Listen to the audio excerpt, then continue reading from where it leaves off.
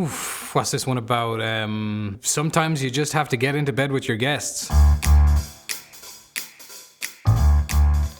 So years ago, a friend of mine, I think he was a receptionist at the time, he was working in a big swanky hotel in Paris, France, capital of France. That's not giving the game away too much, is it? It's supposed to be discreet. One of those big fancy hotels that you basically have to remortgage your house to buy tea in the lobby, you know, but somehow still doesn't have an elevator. This one does have an elevator though. Very important for the story, actually, that elevator. Anyway, this hotel had a regular clientele for years going back. Let's call him Bob. Bob the banker. You need to know he's a banker because you need to know he had a lot of money.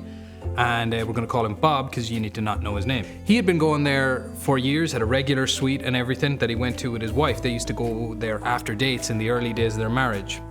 These days he went with another lady, namely his wife's sister. Now, I know what you're thinking, but to be fair, you know the way couples have those lists where if there's a certain name on it that they get to sleep with that person if they have the chance? Well, Bob's list had his wife's sister on it, so really it was okay. It was all above board, you know? Anyway, one day he's having an afternoon with her in there, and in marches Mrs. Bob with a bailiff in tow. Now, some of you out there are asking, what's a bailiff? That's what I was asking when I first heard this story. So a bailiff is kind of like a person who by profession you can believe them. They're like a professional, my word is my bond. You can take them to court and they make a very valuable testimony, right? So in she comes with a bailiff. Now, in theory, bailiffs are supposed to, witness gentleman's agreement or whatever, but realistically, they just see a lot of guys cheating on their wives. I think this is France, after all, and a very French story. Anyway, she arrives in with the bailiff and grabs herself a porter and says, "Take me to my husband's room." Now, I don't know what it is. Maybe it's hotel code, maybe it's actual law. But when a wife comes in and says, "Take me to my husband's room," even if she's got a bailiff in tow, you kind of have to do it. So off they march, right out. The porter, the bailiff, and Mrs. Bob. Could be a circus act. Anyway, my friend was on reception at the time, standing right beside the concierge. And the concierge just about heard this. And the second they were out of earshot and out of eyeshot and walking towards the elevator, he grabs the keys and he's gone. Now, I mentioned earlier, I'm going to say it again, key thing for a hotelier to have is discretion. I'm not telling you Bob's name, and neither would the concierge. The other thing, cardio. You need good cardio. Sometimes you just need to get from A to B super quick. And there he was, pounding up the stairs. As my friend told me, he reckons he was on floor 1, he had to get to 3 before the elevator doors closed, right? Man was going like a madman up the stairs, trying to think of an idea. Probably sweating because maybe his cardio wasn't where it had been 20 years ago. But as my friend told it, this guy was basically a bit like the James Bond of concierges, He's quite charming, but if you got in the way of Queen and Country, or the harmony of his hotel, in the case of this story, he would get you. So he's there panting up the stairs, gets to the room before them, opens it up. Bob is, of course, outraged.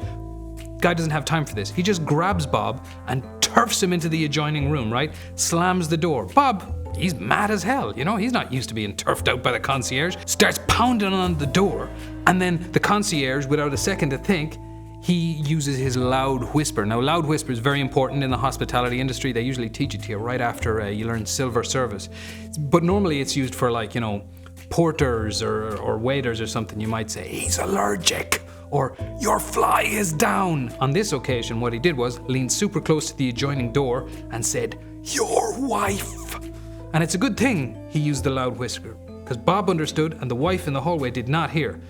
Concierge then has to think on his feet. What's he going to do? Luckily, he had already thought of an idea. As he was pounding up the stairs and sweating excessively, he says, "I look like I might be in the middle of the act of lovemaking." So he strips off all his clothes and jumps into bed with the wife's sister now and starts kissing her passionately. The wife's sister, you might think that's outrageous, but this isn't her ball game. You don't play this sort of game unless you know a few moves. She's like, yeah, this'll play along, might be able to hide my identity too in all of this. All of a sudden, into the room bursts the circus act, the porter, Mrs. Bob, and the bailiff. Outraged, but no, it's the concierge's turn to be outraged. And in the traditional act of covering up a lady, he just puts the sheets over the wife's sister's head as though he's covering up his lover, her modesty or whatever, and then says straight on to the porter, "Peter, what is this? This is an outrage. I had this suite for this afternoon, and you know it." And telepathically communicates to the porter, if you play along with this, and you will not work a Saturday for 6 months, I promise you. In the 1 or 2 seconds, there's silence in the air. It's like a hospitality version of the end scene of The Good, the Bad, and the Ugly.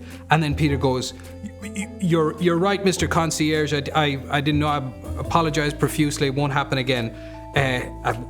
I like to think at this point in the story, the concierge greeted Mrs. Bob like an old friend. They would have known each other. Go, "Mrs. Bob, thank you." I'd like to think he kept up his composure and shook her hand while he was still in the nip. I like to think that. I don't know is it true or anything like that. But I do know he managed to keep the harmony of the hotel and the hotel's reputation right up there. High, you know? They were fine. Bob's marriage, on the other hand, as far as I think he got caught with an au pair by his wife and another bailiff in their house in the Riviera or something like that a couple of years later. And you know how I actually heard that? Is because he took that au pair to the hotel where my friend worked with a couple of times before that. And you know why he did that? Because that hotel was discreet. So if you like that video, like it, subscribe, share, comment below if you got any similar stories yourself, and we'll reach out to you and we'll try and tell them here. And of course, head over to thehotelclub.com and subscribe. Okay guys, see you next time.